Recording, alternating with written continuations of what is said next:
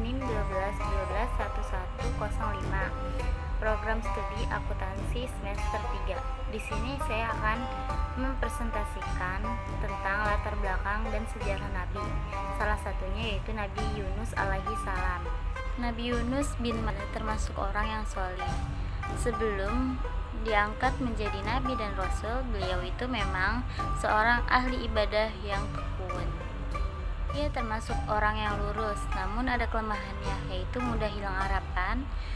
Ia telah mengajak kaumnya menyembah Allah dan meninggalkan penyembahan terhadap berhala, meninggalkan kemaksiatan dan kedurhakaan.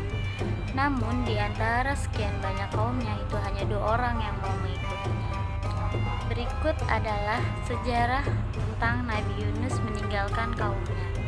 Nabi Yunus mengancam kaumnya bahwa jika dalam tempo 30 hari mereka tidak mau insyaf atau tidak bertaubat kepada Allah, maka akan diturunkan siksa.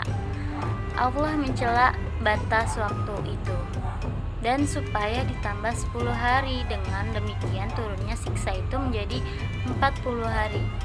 Ia kembali kepada kaumnya untuk menyampaikan bahwa tenggang waktu bagi mereka ditambah 10 hari. Selepas itu mereka akan disiksa. Tetapi kaumnya tiada mau menggubrisnya. Mereka malah berani menunggu datangnya siksa itu. Nabi Yunus putus asa atas kebanggalan kaumnya itu. Ia pergi meninggalkan mereka. Setelah 40 hari, tiba-tiba muncullah awan gelap di pagi hari.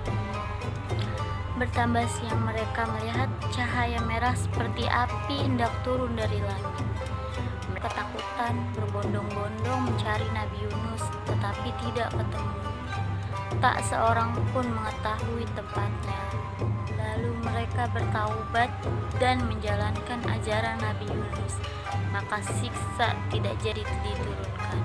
Bagaimana terjadinya Nabi Yunus ditelan oleh ikan paus? Berikut sejarah dan kisahnya. Nabi Yunus tak tahu harus pergi kemana. Tiba di tepi laut, ia menumpang sebuah kapal. Penumpang kapal sebenarnya sudah banyak. Ketika tiba di tengah laut, kapal itu oleng dihantam oleh ombak. Semua perbekalan sudah dikurangi, namun tetap kapal itu oleng. Nahkoda memutuskan untuk melempar salah seorang penumpang ke laut. Diadakanlah undian.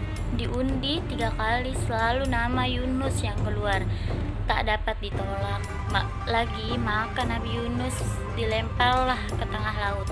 Allah tidak menghendaki Rasulnya binasa. Seekor ikan paus besar diperintah untuk menelan Nabi Yunus. Lalu di dalam perut ikan itulah Nabi Yunus sadar akan kesalahannya telah meninggalkan kaumnya. Lalu ia berdoa kepada Allah dan bertaubat kepadanya. Ya Allah, tiada Tuhan selain Engkau.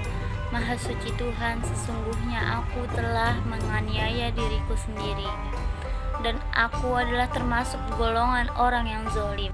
Atas kesungguhannya dalam berdoa dan karena rahmat Allah, maka Nabi Yunus dikeluarkan dari perut ikan paus.